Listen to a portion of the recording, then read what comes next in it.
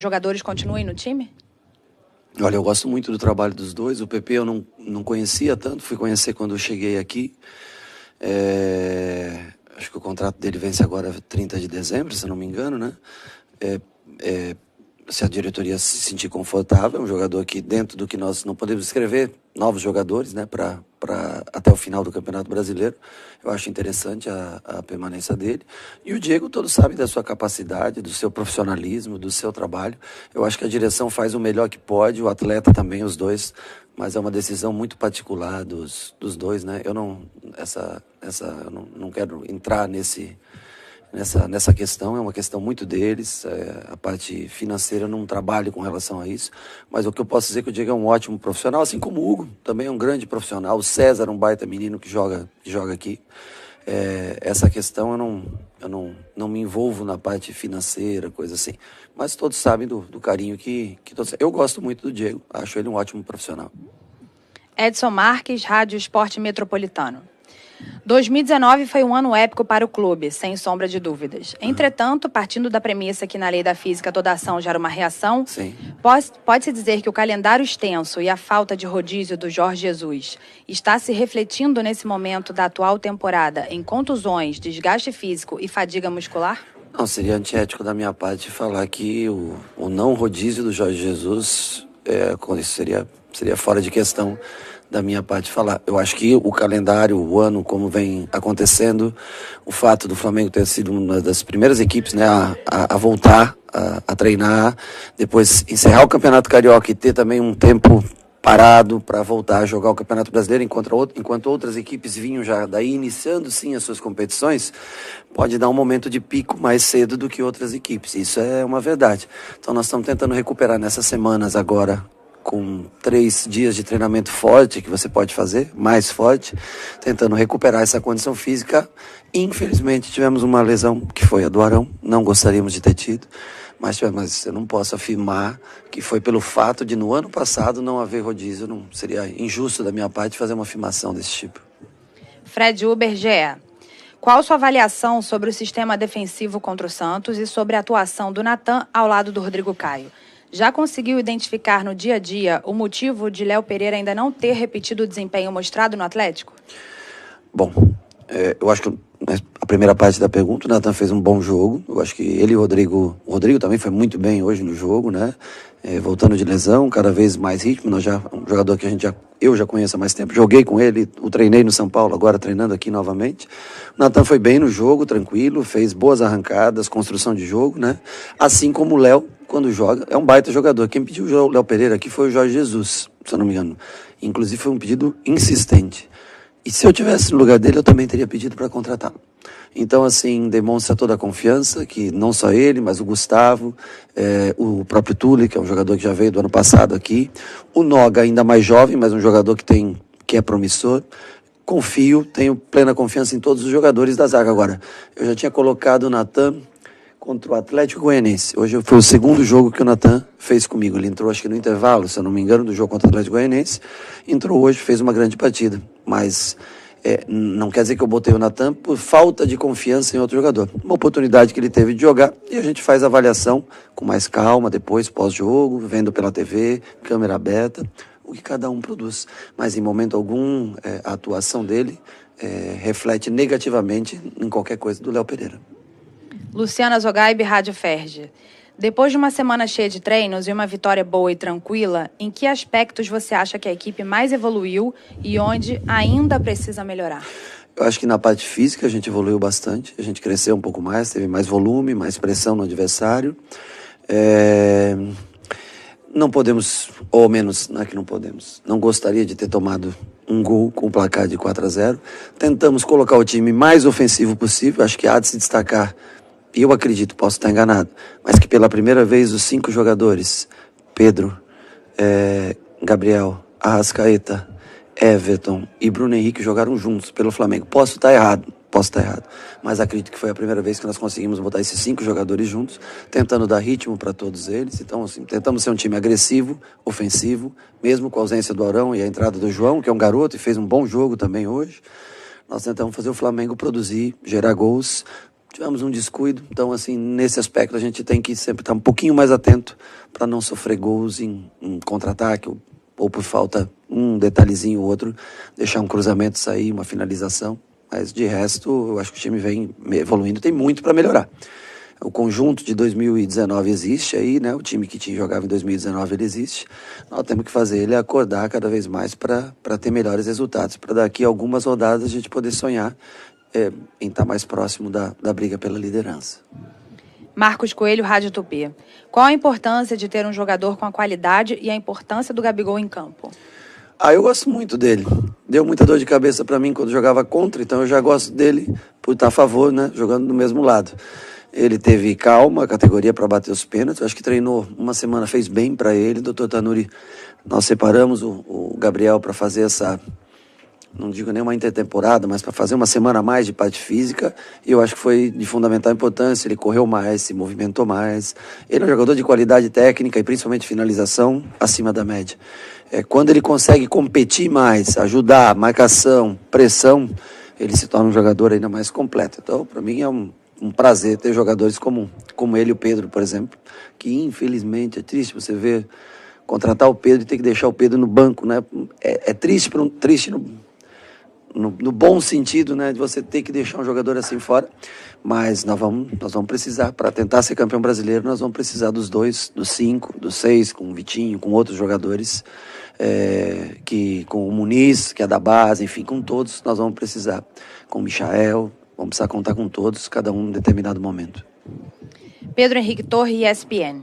Gostaria que comentasse sobre o desempenho do time nos minutos que teve um quinteto bem ofensivo em campo após a saída de Gerson, com Everton Ribeiro, Arrascaeta, Gabigol, Pedro e Bruno Henrique juntos. Você fica um pouco mais exposto, confesso a você. Acho que o gol sai nesse momento do jogo que nós sofremos, apesar de temos feito um gol também nesse momento, né? Mas são 5 jogadores diferenciados. Difícil para um treinador colocá-los, montar um esquema para o mesmo time, porque são jogadores muito ofensivos, né? Mas eu acho que era um momento certo hoje para a gente testar nessa formação, para a gente arriscar um pouco nessa formação, para tentar, em determinados jogos, onde a gente precise vencer, usá-la de fato, num jogo que está apertado, fim de jogo, poder usar assim. Ou quem sabe, se ela amadurecer essa formação, se a gente conseguir encontrar melhores maneiras de marcar também com esses jogadores, por que não poder jogar os 5 jogadores juntos? Mauro Santana, Rádio Roquete Pinto, 94 FM. Hoje vimos Gabigol e Pedro juntos no segundo tempo. Qual a possibilidade de começarem ambos como titulares? Olha, eu confesso a você que eu acho que o Bruno Henrique compõe bem com qualquer um dos dois. Acho que o Pedro ele é mais 9 que o Gabriel, joga mais centralizada a área, precisa de um jogador mais à sua volta. Quando o Gabriel joga, ele compõe melhor lado a lado com o Bruno Henrique, né? Mas eu não vejo, porque o Gabriel é um jogador inteligente, sabe jogar à volta. O Bruno Henrique é um jogador que pode fazer o lado esquerdo do campo. Eu prefiro ele na frente, próximo ao gol, pela velocidade que ele imprime, mas também é um bom jogador de lado de campo. Então, assim, há chances totais de em algum momento, Gabriel e Pedro jogarem juntos. Rafael Melo, Rádio Onda Mix. Na coletiva da última partida, ao ser perguntado sobre a utilização de Natan, você afirmou que o zagueiro jogaria quando estivesse pronto. Na partida de hoje, o jovem foi titular. O que mudou de lá para cá? Eu observo todos os dias, né? Nós tivemos 6 dias de trabalho e eu observo todos os dias os jogadores. Seja da base, seja os jogadores mais consagrados. Eu achei que era o momento de colocar ele no dia de hoje, um jogo que, na minha opinião, teria características parecidas com a do Botafogo, um Santos mais retraído hoje, com as opções que o Cuca fez, acho que em relação principalmente ao jogo que ele tem de Libertadores na quarta-feira, né? Eu achei que nós iríamos tomar conta do jogo. Nós estamos um jogador que consegue infiltrar bem, conseguir conduzir a bola, já chegando muito próximo ao Felipe Luiz para dar esse passe. É um jogador que tão bom quanto o Léo, quanto o Gustavo.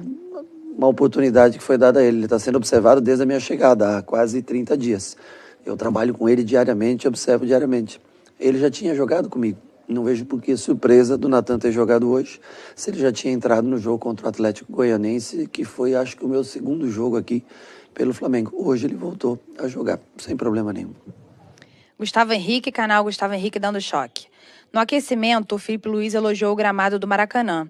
Você também observou essa evolução do gramado? Desde que eu cheguei aqui, hoje o melhor gramado, o melhor jogo que nós fizemos no gramado do Maracanã, né? Desde que eu cheguei, hoje a bola correndo mais rápido, acho que a grama formando melhor, um pouquinho mais baixa, dando um pouco mais de velocidade para a bola. A chuva aconteceu antes do jogo, né? Favorece também para deslizar bem a bola. Então hoje foi o gramado que melhor atendeu o que a gente entende por um futebol, para se jogar um futebol bem jogado. Guilherme Rádio Bangu.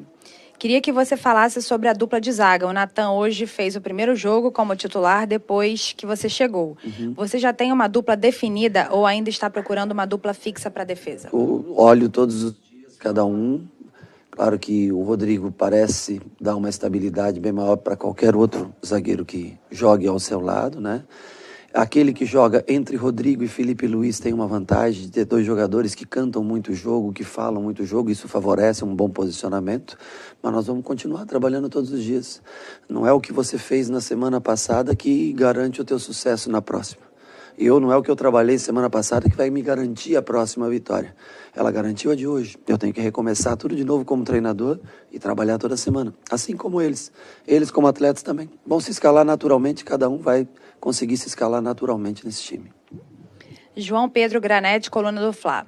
Sem Thiago Maia e Arão, as opções de volantes ficam reduzidas. Hoje o João Gomes ganhou uma chance. Como você avalia a participação do camisa 35? Boa. Eu vejo o João mais como segundo volante do que como primeiro, para ser honesto com você.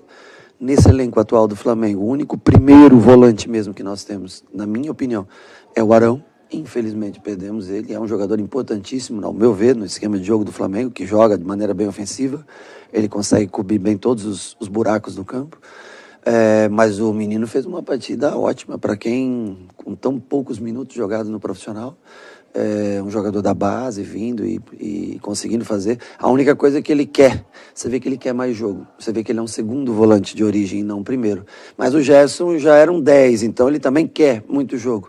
E aí é só ajustar, isso dele dar um pouquinho mais de estabilidade e cobertura para os dois zagueiros, para os laterais quando sobem, né? Mas ele tem talento, tem bom lido com a bola, trata muito bem a bola. É um bom jogador. Eu acho que dos meninos da base aí é um dos garotos que tem futuro no Flamengo. Wellington Campos, Rádio Itatiaia. Como você avalia ter 5 substituições por jogo? Após pandemia, deveria continuar com 5 mudanças? Eu acho que é possível, desde que seja utilizado de forma lícita, não para ganhar tempo, para você enrolar jogo, e sim como objetivo de manter nível de jogo, intensidade de jogo. Eu acho importante, né?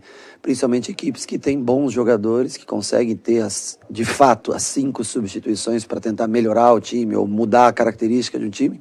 Eu acho importante, sim. Acho que talvez seja uma coisa que a pandemia trouxe que possa ser positiva para o futuro se mantida for. Última pergunta, Lisandra Trindade, TV Globo. Qual o motivo das substituições? A começar a do Gerson, que fez o gol no primeiro tempo e não jogou o segundo.